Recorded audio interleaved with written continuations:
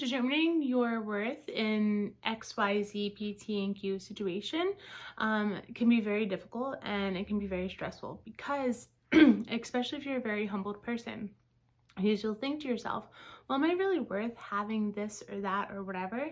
And then you'll rack up reasons why you cannot have it or why you should not have it.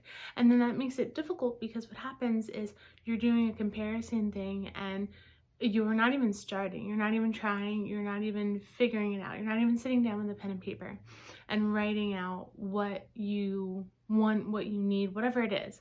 And then you figure out ways to say, no, I don't want that, I don't need that anymore. Okay, but is that really the answer, or is it something that you've just kind of got up in your head and you're like, yeah, well, I don't need that.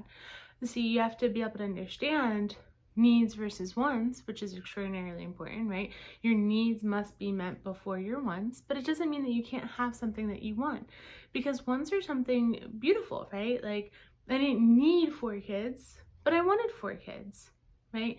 It didn't mean that there weren't sacrifices on my end or on my husband's end that needed to be made in order to have those 4 children, right? Like, can we go out on date night every Friday night? No, right? So it looks different. That's a sacrifice.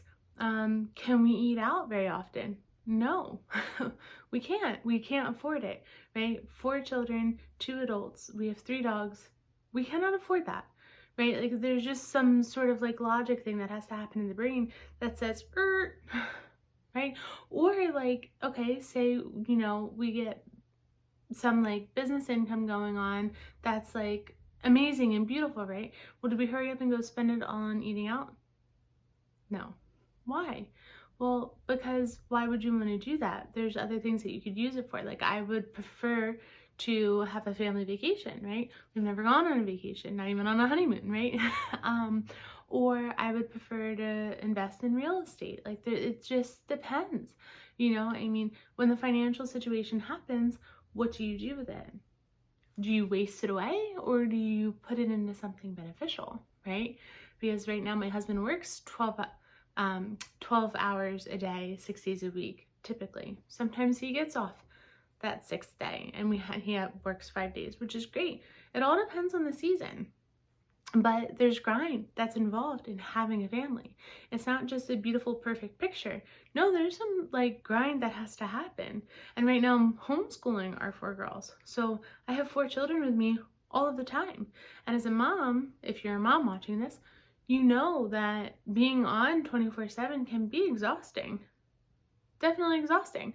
But it's not something that I hate, right? Like, I love my girls. I love the life that I've chosen to live. But it doesn't mean that it's not hard, right? There's like hard spots that come up and well up inside of me that I have to work out. And then once I've worked it out, then I go on to the next step and then the next step. That's the process of how it goes on.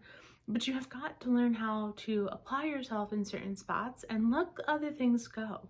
Sacrifice in certain areas so that you have growth somewhere else. Where sacrifice also doesn't look like, I have to completely get rid of this thing for forever. No, it could be for a season of life, and then you can go on to the next thing, right? Like, sometimes it's hard because you get like this thought in your head and then you just like, and you fall down and you're broken into pieces because, oh, well, I have to let this go. So change some of that mindset stuff that's going on, and then you'll see some growth.